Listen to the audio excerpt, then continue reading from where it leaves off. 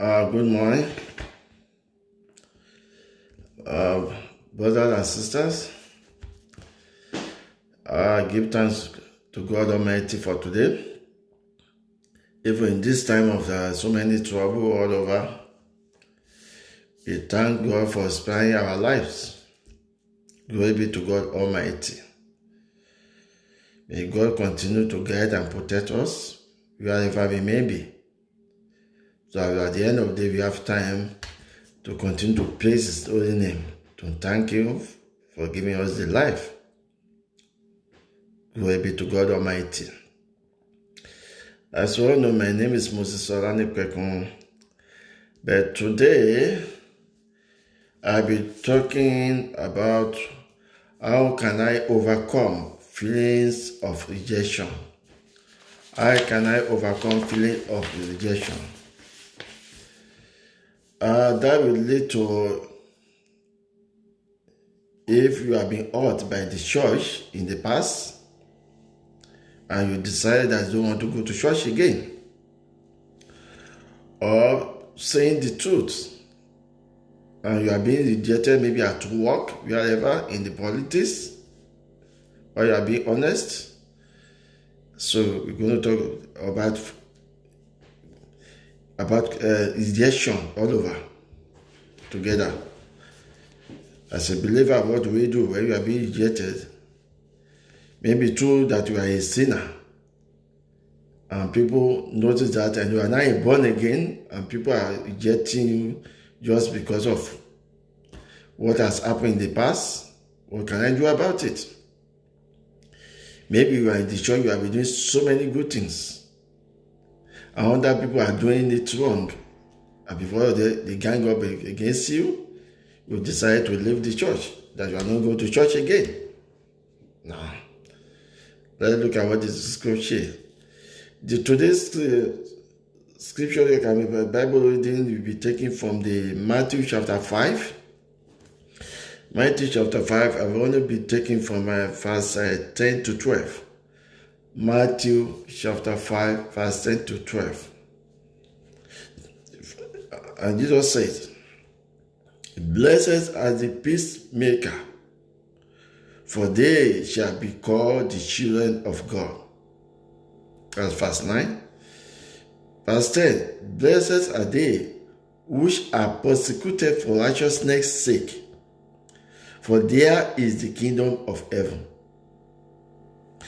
Then blessed are you when men shall revile you, persecute you, and shall say all manner of evil against you, falsely for my sake." You see, falsely for my sake. This was what Ben is talking about this now in Matthew chapter 5. And he said, verse 12, he said, "Rejoice and be extremely glad, for great is your reward in heaven. For so persecuted they the prophets which are before you." So you are not the only person. People have been there who are being honest, doing the right thing. Yes, it's a persecution there.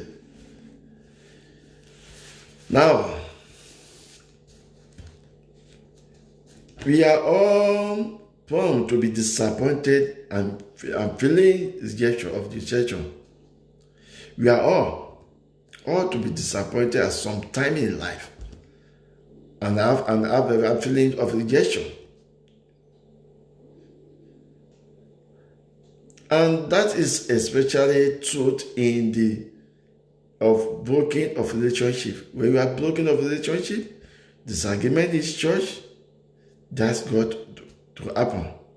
However, as a born again believer, we have a source in God word. But as God's word that's there for us, and resources that we can use to console ourselves, that can bring comfort and clarity to the situation. So no matter whose situation we are, where we are being rejected, there's God's word in the Bible, which is our scripture. We can search it, and that will give us comfort. How did God going to there's a situation, there's no situation that God doesn't have the word of God to overcome it. One person's rejection does not mean we are all unlovable. So if one person give you any rejection, it doesn't matter. There's nobody there that's love you over there. You still have a lot of people who love you. Now, when determining about or we can choose to put that behind us or move forward on basis of something that is far more lasting. Sometimes, if there is problem, if you decide to hold on it, that's a problem. But if you try to let go and follow some of the things in the scripture, just as they said in that one, that because of me, you are maybe persecuted. For instance, if you are in the church and people gang up against you, yes, for saying the truth, you are not the first one. I too have been involved in a church that I saw a prophet came to the church. Everybody are honoring this prophet. I mean, she's a prophetess.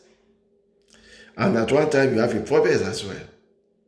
In the old church, I alone decided that I'm not going to get any anointing from this prophet or prophetess. Why? Because God opened my eyes. Because this church is very large. They have branches all over the world. People see me as a negative person. If you are in that situation, or you are doing the right thing in the church, you saw something they don't see. They continue to honor this prophet and prophetess, talking about them for good thing. But God opened my mind that these people are not real. They are for Revelation 13. Even though they claim the Bible, they quote, they praise everything, God showed them they are negatives. They are false prophets. At the long run, after I've been condemned, and days came to after I left this church, after the Lord asked me to leave, they then find out where I was visiting.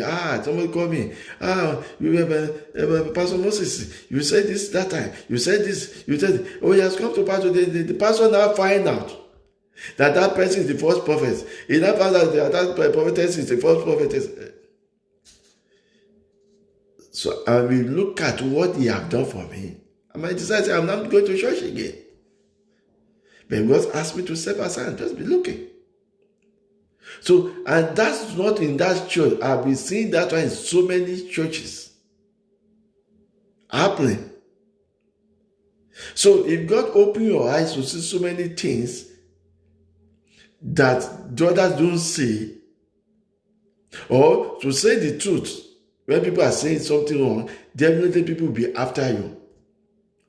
You will feel rejected because the way they are doing are not the way you are doing it.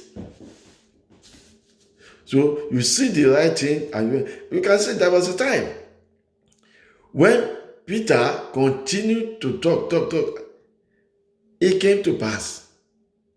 Paul had to challenge him that, no, I know you are Jesus, but with what you are saying now, I'm sorry, I don't agree with you. In order to bring peace between both of them, Jesus, the word of God came in revelation to Peter. And they'll tell you that what Paul is saying is right. What I make clean, don't make it unclean.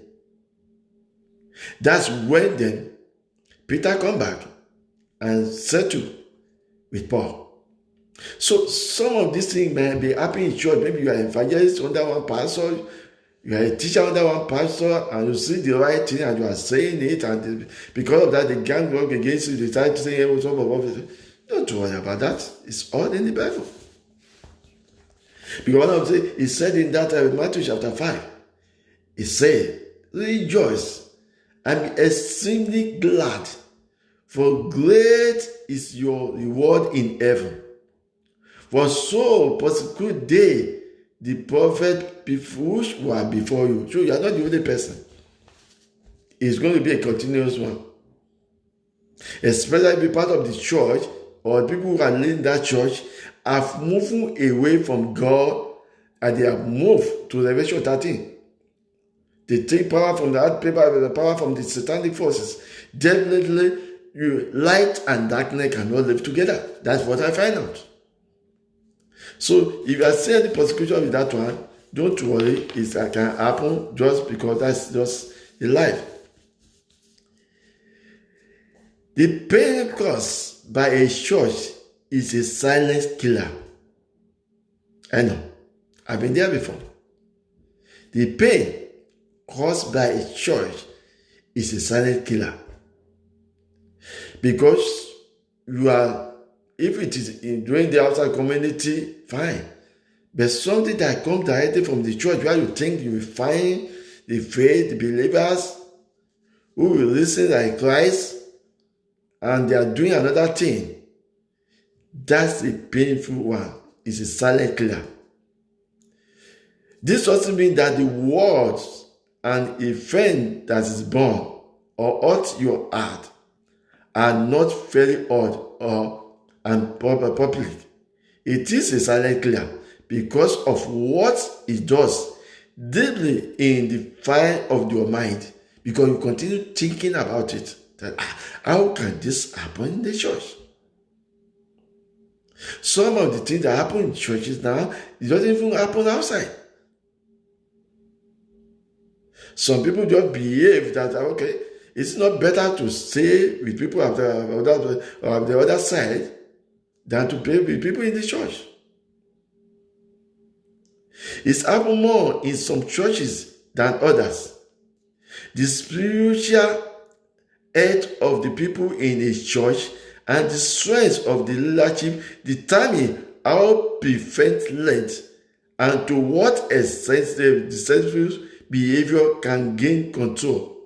Sometimes some of the leaders might not have experience or spiritual gift to that length to control the church. When it's noticed that a particular person are being rejected in the church, maybe the particular group who are doing that one to that person, they are beloved of the pastors or senior pastor.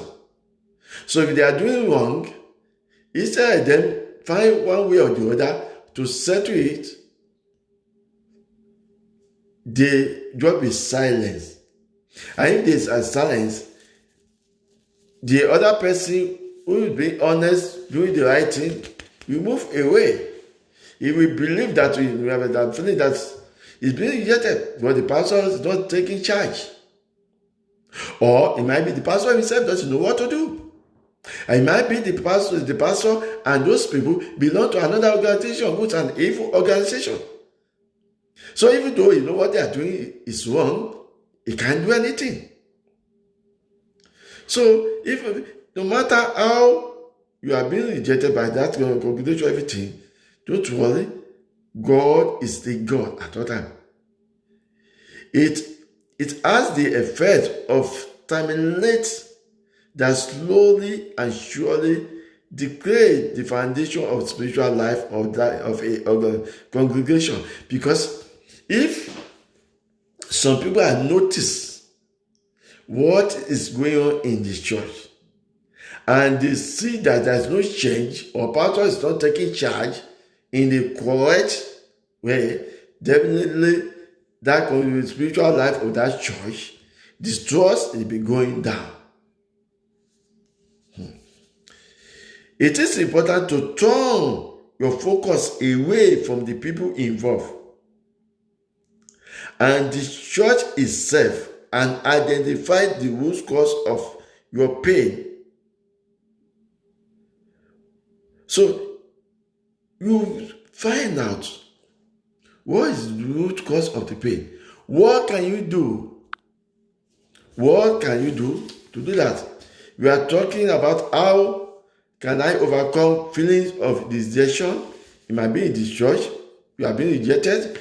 It might be in the community. Now we are still focusing part of it now on the church. What is happening in the church that people are living, you are getting pain from the church you are going, and you know that you are doing the right thing, and nobody do anything about it. Now, further on, it is important to turn your focus away from those people involved. Find the problem. What is the root of this problem that you are having in that church? Honestly, identify what you are feeling. What are you feeling? What are you feeling? If you then identify what you are feeling, what is going on, then you can, because if they are in a negative way and they belong to any other organization, you have to leave that church. You can't stay in that church. You have to ask Holy Spirit to lead you to another church. You can't say because of that one you can't go to church again. No. Because that what is said in Jesus Christ said himself in Matthew chapter 5, verse 12. So you are not the only person being persecuted. He said some people are being persecuted before you. The prophets are being persecuted for saying the truth. So if you are being honest and saying the truth in the church, you have to move on. If you know that you do belong to that place, you move on. And God is surely direct you to what to do. Now, if you, like most people, here on some possibility, anger, sorrow, disappointment, rejection, hurt, jealous, fear, rebellion, pride, shame, embarrassment, or loss. So in all these things is happening, jealousy. Some people might be in one department and people are being jealous of you. Oh, is it the only person? Once you are doing the right thing, they identify, every time you see the pastor is calling that person, every time it's bothersome, every time he sees this thing, and they continue jealous of you. No, don't worry. Continue to do the right thing. Continue with a good relationship with God. Continue to worship with Holy Spirit and let them take control of your life. If you continue to do that one, you will see how God will fight for you. It is true that it's painful to have rejection anywhere, especially when it is in the church. Then if you are a sinner in the past, and you are now a born again, and because of this, people are still looking at you or behaving like you that this person is a sinner, don't worry. Focus yourself on that place. Remember Paul, whose name was Saul before. That even the other apostles are looking at him that way. When he first come, they are afraid of him. They are afraid of him, of Paul, because his name was Saul before. He used to persecute all the apostles, all those people who are believers, who are their followers, bringing them problem. So when God called him, so it was difficult for Peter and all the other players to accept him, because they know that they don't believe that he returned to God. But gradually, they understand the way he preached, his approach. Now they now accepted him. So before he too was being rejection, that they reject him, but he focused on the calling.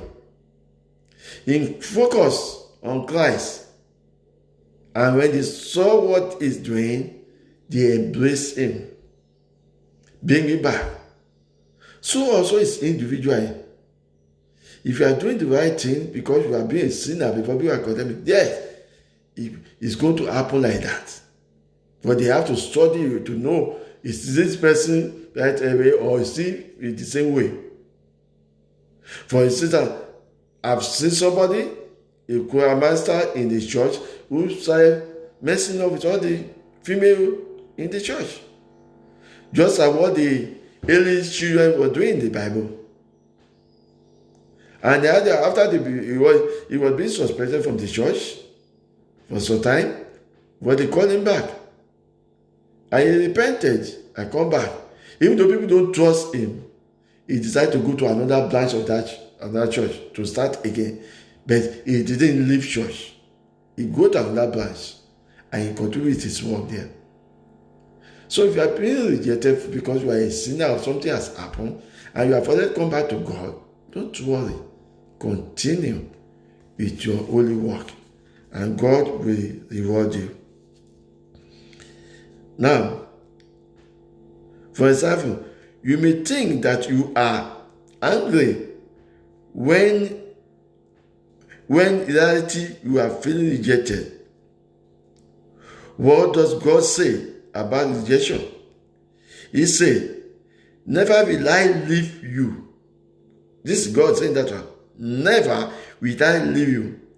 Never will I forsake you. Hebrews 13:5. You see? God said, Hebrews 13:5, you see, never will I leave you. Never will I forsake you. What else do you want? If God don't leave you, if God don't forsake you, then what else? If God is with you, who can be against you? So if you are feeling rejection, go back to God. Hebrews 13:5. I will not leave you, I will not forsake you, say the Lord of hosts. I will not leave you, I will not forsake you, say the Lord of hosts. Hebrews 13:5. I have loved you with an everlasting love. Jeremiah 31:3. God said, I have loved you with an everlasting love. What else do we want? So if you are being rejected by a human being and God is loving you, what else? The time will come, they will come back and love you as long as you don't use evil to pay evil. The time comes, they will come back. They will come back to you. Because you have been rejected that time, you are not the first one. I go to Matthew chapter 5, verse 12. So as long as you are doing the good thing, as long as you don't use evil to pay evil. Romans chapter 8, it said, don't use evil to pay evil, but use good to overcome evil, so that God can rain the coal of fire on them. Wow. That's good promise. So being rejected by anybody or in the church, don't count it at anything. Continue with your good work, and God in His mercy, who know everything, will reward you. He said, rejoice and be extremely glad, for greatly is your reward in heaven. For so persecuted they the prophet which were before you. He said, your great is your reward in heaven. Hold on to that. It's Jesus Christ that said that in Matthew chapter 5. Promise. That's why I don't think about anybody who wants me churches. I've been so many churches. You can become a pastor to stand on my own. I've seen so many things that if I say it, some people will say, oh, we don't want to go to church anymore. But it's true, but many churches know what happened. But I won't do that because that will discourage so many people not to go to church. Because I am still with God. So don't worry whatever they say. Focus on what the right thing you are doing. Focus on Christ. He said, he has followed you with everlasting love. In that Jeremiah chapter 1:3. And he said, surely I am with you always. Matthew 28:20. Wow. When God Himself has said, He put the promise, say, I am with you always. Yeah, what else do you want? If the Father, the person who created you, said, I am with you always, ignore whatever it is. Just don't mind about it. Well, God Himself has given the assurance. So don't need. When you truly identify the root of your pain, God has a calm of wisdom, passion, and love to heal your wounds. So immediately you identify your pain, whether at work, whether in the church, anywhere that people are being rejected, God wants calm. He has a man of wisdom, compassion, and love to heal your wound. He said in Romans 9, to whom I will have compassion, I will have compassion. You see? If God wants to have compassion, He have it on you. So God can have compassion on anybody at any time. So it's God. If you call on Him for help, you call on God, and you focus your shift to Him and off all others, people, and their action. So what we have to do? Focus on God. Forget how to just remove your mind from the action of those people because they are distraction. They are distraction. Whoever is doing that, because as long as you do good things, remember in Revelation chapter 12, verse 17, when Satan was being dropped and sent down to the heaven, and said, woe unto the earth. He promised one thing, that's chapter 17, verse 17. Revelation 12, verse 17, he said, I will deal with those people who keep the testimony of Jesus Christ. Wow. So he have said that, and what's good, he's not coming down to do it himself. He's going to use some people to do that. That's the reason why you don't have to focus on them. When Jesus Christ was on earth, they are trying to remove his mind with distraction. Pharisee, Sadducee, all of them are just giving problems. Whenever he's preaching, whenever he's teaching, they are there to come and ask him questions. The same thing happened in the church. Or where the gathering of church, or in politics, everywhere. They are distraction. So you move your mind away from distraction, for all their action, which is false. If you are at work, you see people happen to me every time. The people are at work because you are saying the truth, they will gang up against you. But one thing, stay on the truth. Ignore them. Because if you don't ignore them, they will make you to backslide or to misbehave. And that time, they will hold that against you. But focus on God. Focus on the truth. Focus on the honest thing you are doing that God is happy with. So ignore whatever is happening that's negative. You are just distraction. You see,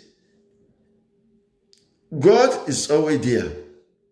For those things are byproducts of deeper and more important reality that have derived your passion for God, His church, and His purpose for your life. God's purpose for your life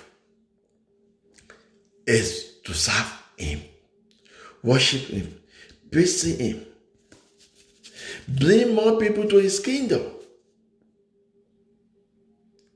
But if you allow destruction of those people who Satan are using, you will lose your focus. And if you don't be careful, the kingdom of heaven. So whatever the negative feeling you are having, you just sure they are doing whatever they are doing. Ignore it. Just focus on the Lord who has promised you so many things. Negatively affection every part of your soul. Rob you of yours abundant life in Christ. John 10:10. So if the abundance of love, of good things God has already promised, focus on that one. John 10:10. Focus on that. That you don't lose it. Because at the end of the day, these people who have been doing all this negative thing towards you, they might then change their mind, come back on their senses, ask for forgiveness from God, and they enter the kingdom of heaven. Then you, who they have already been persecuted, and decided to go on that you lose the kingdom of heaven. Because last minute, they can be the right hand theft about the Jesus Christ, who said, today, Jesus Christ said, today, you meet me paradise today at the right hand of my Father. And said to the other one. So it was last minute it changed. So the people who are being used by Satan now at present for rejection from you, they might change later. So that is the reason why you cannot focus on them. Ignore them. Because if they come back and change, and you go to the negative way, there is problem. So if you are having the feeling, we are talking about the feeling of rejection. Anyway, maybe in church and in the community. God bless you. Then how do we keep hurtful experience from moving their direction into us? How do we mean? So, because we don't careful, we have to remove that destruction away from our soul. Because otherwise, we will keep on worshiping. We keep on in negative way thinking. And when you continue thinking negative way, what they are doing to you to hurt you, then you can't have the time to focus on the right thing. So if you are being rejected, whether in the church, whether from the pastor, whether in the community, whether at work. Because even though, let's say it's at work, or in the community, people will see you as a good person. Oh, this man is nice. He's doing this. And you suddenly change because of the way people are treating you. Wow. They will forget all the good things you have been doing. They will focus on that negative you are doing. And before you can say you come back, it will be too late. So keep on with your good work. Put away the amount of negativity they are doing. Ignore it. You know, the best thing to do, when people are hurting you and you ignore them, it's more painful than to answer them or to react. Because you are telling them they are a fool, they are fools. That's what I mean. It's something I do this, somebody abuse you, somebody, and yet you just look at it. Maybe you just do like Jesus Christ said, Father, forgive them because they don't know what they are doing. And walk away. Because they expect you, the action, to destroy it, that people can see negative thing in you. But if you focus on the right thing, ignore it, that's more painful than to answer them. Let me guide your heart above all else. Guide your heart. Focus. So that you won't go in the wrong direction. Guide it. I say, for it is determine the course of your life. Proverbs 4:23. Guide it. So that you continue to do the right thing. Check yourself every day. What I've done today, do what we call reflection. Reflect on everything you are doing. When you reflect on everything you are doing, today, what I've done today, what have I done? Is there any mistake? Is there any correction I need to do? If you see that one, try amend and come back to the straight line and focus with God. And God will continue to be with you. We gather our hearts by carefully choosing our thoughts, our feeling, our attitude, and our action. So when we gather it and focus on our thought, our feeling, our attitude, and our action, then we can see that we go on the right path. Get it right by refusing to dwell on what happened, refusing to focus on those people who hurt you, and refusing to be being labor with the wickedness in the church. So because if you don't be careful, there's a saying that, okay, if we can't beat them, join them. Oh, I'm afraid. As a believer, as a Christian, if you do that one, you are going to hellfire because they have already focused and they know where they are going. Because they know where they are going, so they want you to follow them. So if they want you to follow them, you have to be careful what you are doing. So you don't have to follow them. You focus and do the right thing. But some people have known that, oh, I'm going to hellfire. They have determination. Some of them have belonged to so many this secret society. So because they are there, you only see them in the church or you see them in the community as a good person. And when you look at that person is righteous, he's doing the right thing, they want to, maybe in their meeting, they have even said, okay, who can we send to this man or to this woman? They have agreed. The person that you think is doing negative to you, to put you down, they have already agreed in that society.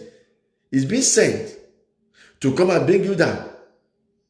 They might even use that person to invite you to their society. By the time you turn away from the good side to their side, they say, oh, you see what these people have been doing. I too, I notice they are not treating you right. And this indirectly, gradually bringing you to their side. Before you know it, they will take you to their society. And by the time that one, that's the end. Because in Luke 9:62, Jesus Christ said, once you have already put yourself in the right way, and you turn away from being a child of God, and you go to the old way, that you are not worthy to enter the kingdom of heaven. Luke 9:62. He said, you are not worthy. So it's better for that. Don't let that happen at all. Continue on your good works, and God will bless you. So giving up bitterness, take humility. You see, you give all that bitterness you have for them because they have put you there. Just take humility. But God opposes the proud, but give grace to the humble. You see, God himself opposes them, but he gives the grace to the humble. That's James chapter 4, verse 6. James chapter 4, verse 6. So if God gives you the grace, what else do you want? Proverbs 3, verse 34. Repeated the same thing. Proverbs chapter 3, verse 34. It's a forgiving attitudes and action. You see, you need to have forgiving attitude and action. You forgive them. Your action is to do good towards them. You forgive them whatever they are doing. They are doing you bad. You are retaliating with, sister, how are you? The same sister who is condemning you. You say, how are you? When you are bad, if I saw this thing, this nice clothes, I just did like that, and I bought it for you, I think you yourself because the way you are doing the usher, that person will go back and rethink. The person will go back and rethink, after all, what I'm doing to this sister or brother, look at what it's doing to me. And that will cross back to what they say in Romans chapter 8. See, don't pay evil with evil, but pay good for evil. Because God has said he gives us the grace. When you look at it with no hint of vengeance. Don't pay vengeance back.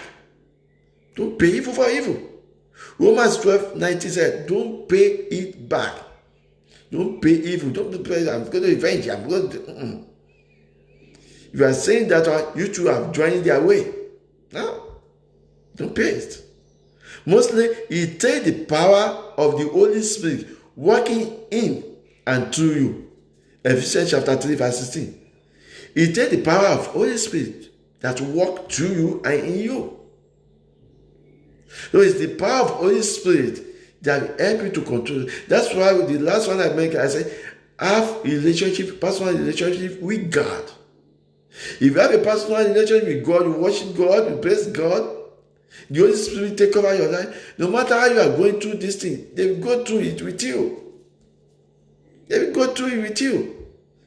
Then you will overcome. They go through it, you will overcome. That's how it is. And God, when God is with you, no one can be against you. Don't blame God for how his children behave. That's happened to Moses. Don't blame God for how these children behave. But Moses said, these people are not ordered. They are this, and God anoint. Don't blame God. Because it might be that's what you are going to pass through. They will test your walk through the fire. Sometimes God allows that to happen to see if you are a good person, as he allowed for Job. Sometimes God allowed to happen. That's why we have to be careful. Because sometimes he can say, okay, let me go back and test you. This man is honest. This man is good. He's doing the right thing in your church. Let me go back and test. And Satan is being allowed. You don't lose somebody there. We are going to try. That's why I say, don't persecute people. Don't say, God, why do you do this? Why do these people, your children, do this? No. Don't abandon the church either. Don't abandon the church. If you notice those people who are in that church are doing the wrong thing, even that community, don't abandon it. Move to another one. Even in the community, you know that this thing happened, try to continue. Look for those people who are doing the right thing like you. Just people will be there, maybe 2 or 3 people. Bring them to your side. Continue to put in that community. And God will do wonderful work there. Don't leave church. If God don't ask you to leave, go to another branch. Don't stay at home. But that if you stay at home, it means you have won. You have lost. Don't go to another person. God will direct you. The Holy Spirit. In Jesus' mighty name. Seek them out. Spend time with them. If you cannot find them, find another church. As I said earlier. Yeah. Find another church. The church is God's idea. He protects his faithful, even thought he is sometimes pained by his behavior. Revelation 2-3. In Revelation chapter 2 to chapter 3, Jesus Christ himself said, tell those 7 churches, I don't like their behaviors. So that's me. He himself, who is the head of the church, is painful on what their behavior. So what can you say? See, tell those 7 churches, I don't like all these churches. You are fornicated. I know you are doing this. You are doing that. You can read it. Revelation chapter 2 to chapter 3. Jesus Christ said it to John. Tell them their behavior, I dislike it. And I remember even when he was talking, in that Revelation chapter 2, verse 16, he said, with my tongue is double-edged sword. So when he came out, he will cut anybody.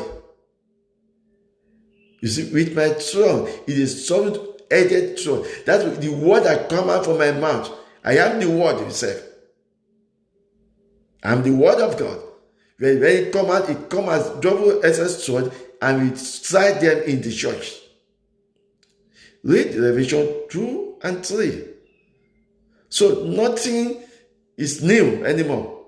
He has been foretold that this is what they are doing. So that's nothing new. May God is not going to help us. You can have hope because you are seeking healing from the Lord. That's hope. When you are seeking healing from God, there is hope. That's hope. It is now up to you to do the right thing and turn your focus to the person who will truly transform your life above and beyond this earth. Wow.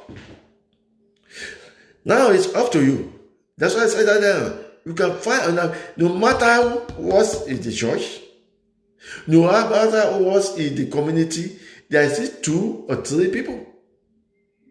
Even when Elijah said, they have killed all the prophets, all this other, God said, I still have another 70 people somewhere who are there. So the land is bad, as much as bad. But God still keep 70 at one side, who are honest, who are true prophets of God. And God asked Elijah to go and search for them. And that's new company, and they started working with Elijah again. And those people are the people that Elijah used against them. That God had answered by power. He started praying. So those people joined Elijah to fight all those people. And they caught the fire from heaven. And God answered. So it's not new to my brothers and sisters. Come to me, all you who are weary and burdened, and I will give you rest, said the Lord of hosts. Take my yoke upon you and learn from me, for I am gently and humble in heart, and you will find rest in your soul. For my yoke is easy, and my burden is light. Matthew chapter 11, verse 28 to 30. Put everything to God. Put everything to God. Nothing else. Nothing new. Put everything back to God Almighty. His yoke is new. Put everything back to God. Let God take control. Therefore, it will be for every believer to know that the God who knows us loves us. And that means more than the devotional reading of God's words. But study that the changes of our perspective. 2 Timothy chapter 3, verse 16 to 17. Read it. 2 Timothy chapter 3, verse 16 to 17. And allow us to face life with real understanding about the reality of walking by faith. You see? Walking by faith. Understanding walking by faith. As believers, we are not defined by our past failure or by our disappointment or by the rejection of others. No. We are defined as children of God, born again to newness of life, and enjoy with every spiritual blessing and accepted in Christ Jesus. So we are new. We are born again. We have to behave like Christ. That's why when they saw them, they said they are Christ-like. We are to behave like Christ. So when we behave like Christ, Christ was ignoring them when the Sadducees, Pharisees are messing up. He only answered them with this one. He gave them approval. He just moved away. He moved on. When you know they can continue to have him, he moved to another direction. He moved to another place. Before they come back, he must have tell those people the truth, what they want to want. He move. That's why you can change church. You move from that church to another place. So when you move to another place, you don't have to leave the church. You move. Continue your good work. Continue with your charity work. So many things you can do. In Matthew chapter 25, he said, you are doing good things for me. He said, when did we do this? He said, when you are doing to these poor people, they ask for this one, you give to them. They ask for this one, you give to me. You are doing it for me. Why? He said, because when they explain to me, for me to answer their prayer, I'm answering their prayer to you. People who are asking, oh, they are poor, they have no money, no food, and you saw them, and you give them food, you give them shelter, because you have abundance. So I'm answering them to you. Psalm 41 verse 1, it says, blessed are those people who feed the poor. Blessed are those people who feed the poor. So when you are doing it for God. So if God has put that position and some people are pushing you down and you stop what you are doing, then you are in trouble. Because you can't stop it. You leave them on their distraction. Continue focus on the good work you are doing. So what it said in that Matthew chapter 5 verse 12 can be yours. Grace is their reward in heaven. Focus on that one, on that reward. Just focus on that one. It is our life. You see? The Holy Spirit said, God give you the power. Well, Paul, you see, Apostle Paul, called us flesh. And we can walk in the power or the provision of God as made for us through the Holy Spirit.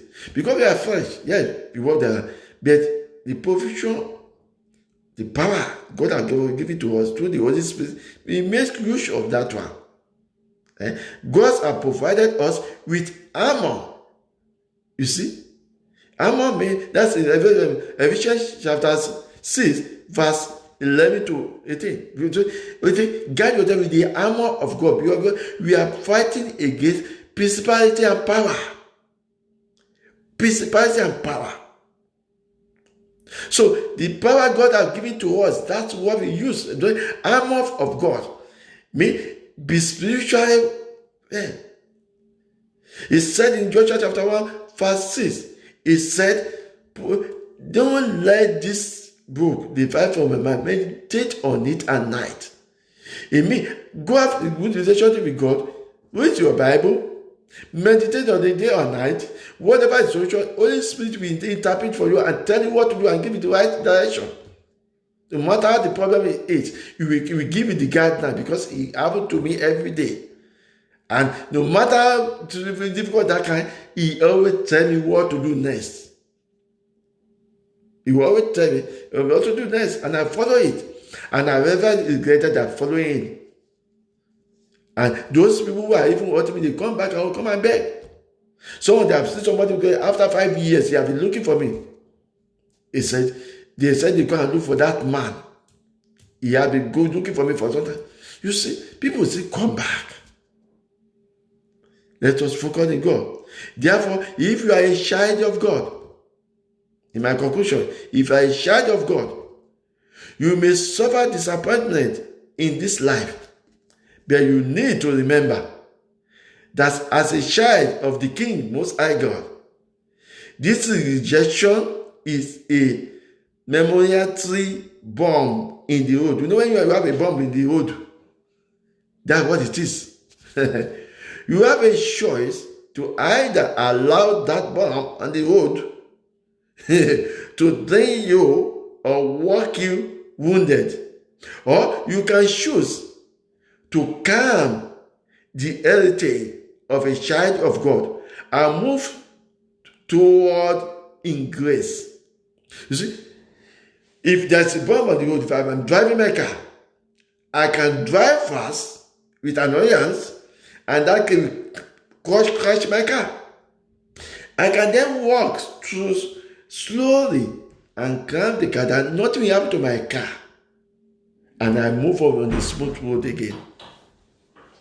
So that's happen every time. It happen every time.